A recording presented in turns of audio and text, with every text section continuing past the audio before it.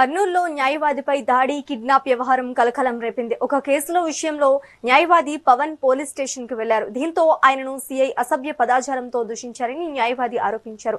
తనతో అలా మాట్లాడడం తప్పు అంటూ న్యాయవాది సీఐతో గొడవకు దిగారు.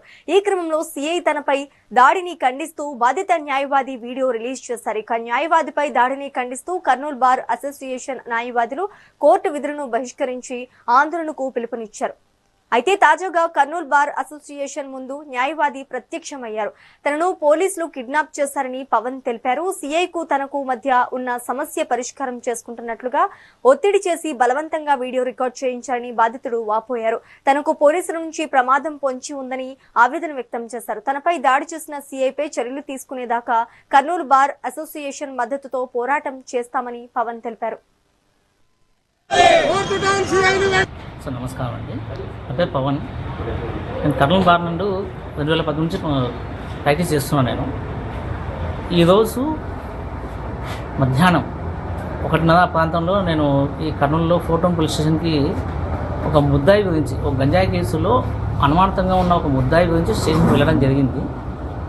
వెళ్ళిన తర్వాత ఫోటోన్ స్టేషన్లో ఉన్న సిఐ గారు విక్రమ్ సింహ సార్ ముందు వెళ్ళి కూర్చొని మాట్లాడేటప్పుడు సిఐ గారు ఆ ముద్దాయికి సంబంధించి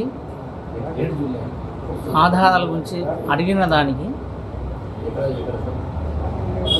ఏదన్నా ఉంటే లంచం ఇచ్చే విధంగా ఏదన్నా ఉంటే మాట్లాడండి, లేదంటే మీరు ఎందుకు వస్తారు స్టేషన్కి, కోర్టులో చూసుకోపోండి అన్నట్టు మాట్లాడారు. మాట్లాడితే సార్ ముద్దాయి తప్పు చేసింటే ముద్దాయి మీద కేసు పెట్టండి, మేము కోర్టులో చూసుకుంటాము అంటే వీడు ఎవరు రకం మాట్లాడుతున్నా చెప్పండి నీకు కేకలేస్తూ కొడాక నువ్వు ఎవడు రానికి స్టేషన్కి, నీకు ఎంత ధైర్యం ఉంటే నా ముందు వచ్చి కూర్చొని మాట్లాడతావు, నీ వల్ల నాకు ₹1 లాభం లేదు, నిన్ను చంపి పాడేస్తా, ఏం చేసుకుంటావు చేసుకో అంటే సార్ నేను అడ్వకేట్స్ ఈ విధంగా మాట్లాడుతాను నాతో అడ్వకేట్స్ అని అంటే ఇలా వచ్చా నా కొడుకు నువ్వేందా అడ్వకేట్ నువ్వు ఇద్దరికి అని తిడుతూ ఉంటే సార్ సర్లేదు సార్ కోర్టులో చూసుకుంటాను లేదు సార్ రిమాండ్ చేసుకొని చెప్పి లేచి వస్తూ ఉంటే షర్టు పట్టుకొని ఈడ్చుకొని లోపలికి